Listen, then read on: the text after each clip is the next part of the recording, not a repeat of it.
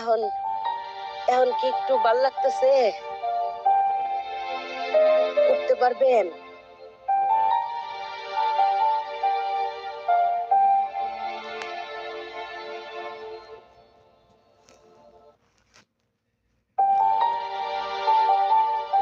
বাবা রাশেদ, তোমার চাচা হঠাৎ অসুস্থ হয়ে গেছে,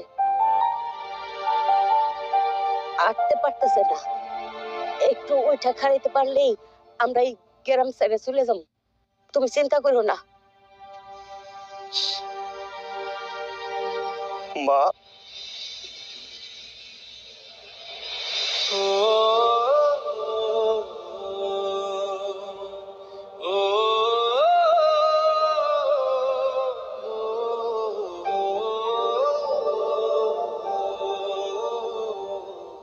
বাবা রাশেদ, তুমি আমার মা কয়ে ডাকতেছো কেন? কারণ তুমি আমার মা, আর তুমি আমার বাবা। এসব কথা তুমি কি বলতেছো রাশেদ? না না না না, আমরা তোমার বাবা মা না তো। ভাই আর ভাবি তোমার বাবা মা। হ্যাঁ, তোমাদেরকে বাসা থেকে অপমান করে বের করে দেওয়ার পর আমি সব সত্য জেনে গেছি। আমার বাবা আমাকে সব বলে দিচ্ছে। তারা আমার আসল বাবা মা না, তোমরাই আমার আসল বাবা মা। অথচ আমি তোমাদের সাথে কি খারাপ ব্যবহার করেছি, কত অপমান করেছি তোমাদেরকে। তোমাদেরকে ছোট লোক, গরিব, লোভী, কত কিছু বলেছি। মা, আমাকে মাফ করে দাও বাবা, আমাকে মাফ করে দাও।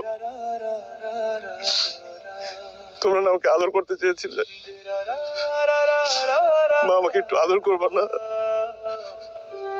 বাবা, তুমি না আমাকে জড়ায় ধরতে চাইছিলে, একটু জড়ায় ধরো না বাবা।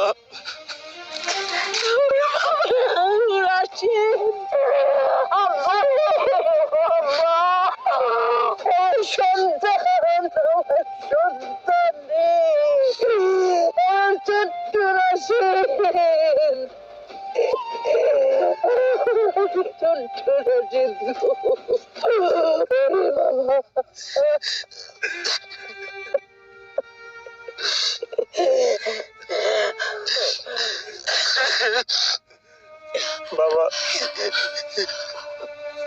ওকে একটু জড়ায় ধরবা না বাবা? বাবা, এই বাপ ডাক্তার সরে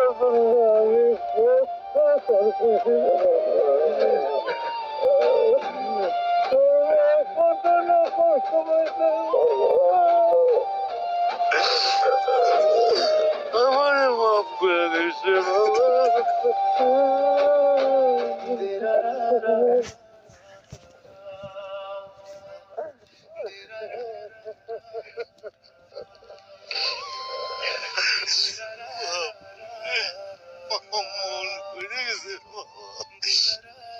তোমরা আমাকে বলো নাই কেন?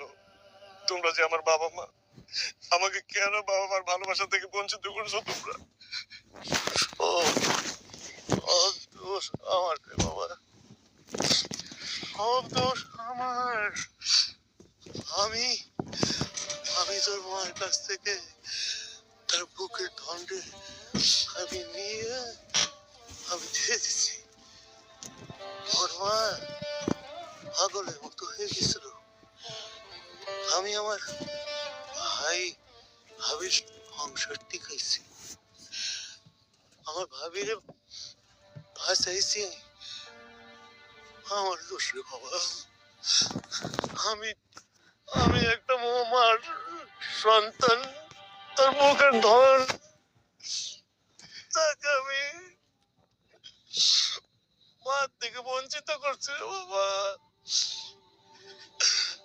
একটা ছেলেকে তার মার থেকে দূরে রাখছি রে বাবা। বাবা রাশেদ, জানো, যেদিন আমার ছোট্ট রাশেদ রে তোমার আব্বাই বাইজান ভাবির লোকে দিয়ে দিল। আমি চাই রইলাম হইছে আমার রাশেদ যাইতেছে গা, হইছে আমার সন্তান